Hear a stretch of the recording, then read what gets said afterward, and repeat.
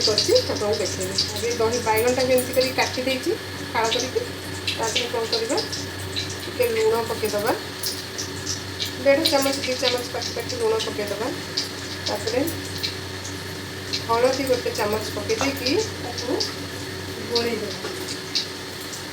हलदी 2 चम्मच पके ताकू गोळेई देबा एमती भल भाबे।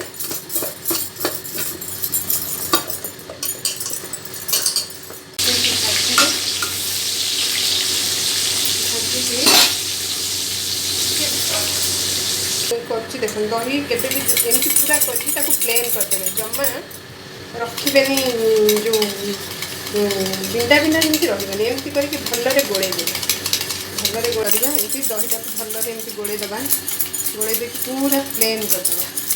प्लेन कर देला परे देखन देखुछि को टाइप हो एमती कर दिए पूरा एमती प्लेन कर देबे। तापरे ताधरे कोन करिवे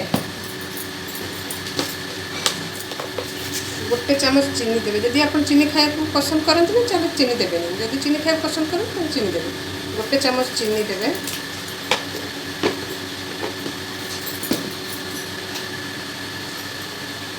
साधा लूण टिके देवे आधा चम्मच खंड साधा लूण देवे कहीं बैगन रे लूण पड़ी।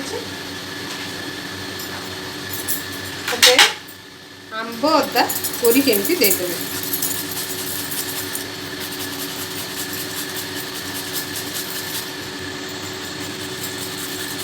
आप चाहिए जदि आंब अदा न प्लेन अदा दे पारे कि अल्प देवे एटा अधिक टिके देले चलिए किसी असुविधा नहीं।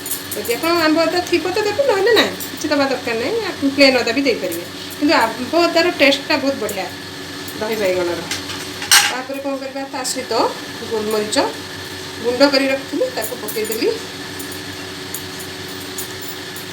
तापर बीट लुण तादे पकेगा। बीट लुण पकेले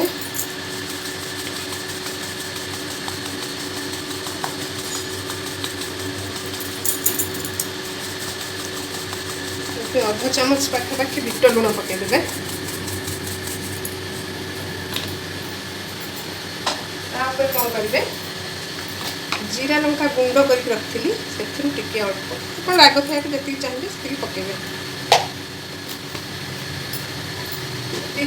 कौन करेंगे एमती स्पून रे गोलई देवे।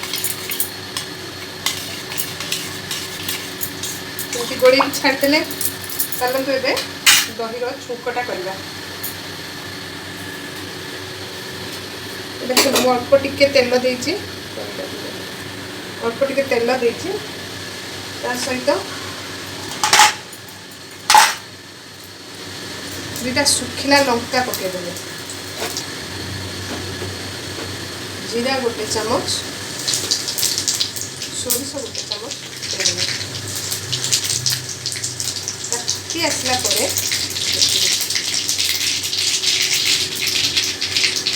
कौन कर भूषण पत्रटा पकईदेवे। तेलटा बंद करदेवे।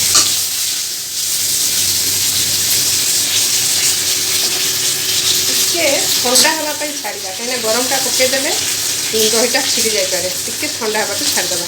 यापर कौन करें आम एपटे बैगनटा को पकेवा।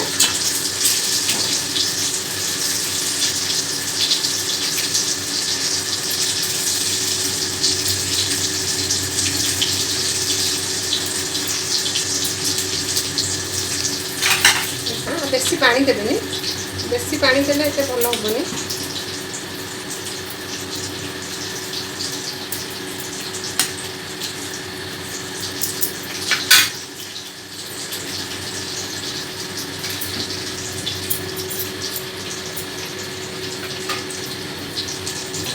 कलर लंका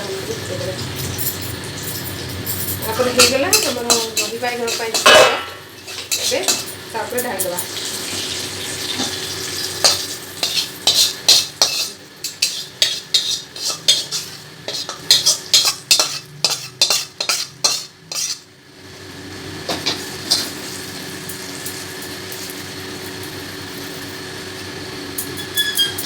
प्रस्तुत हो गला दही बैगन देखो।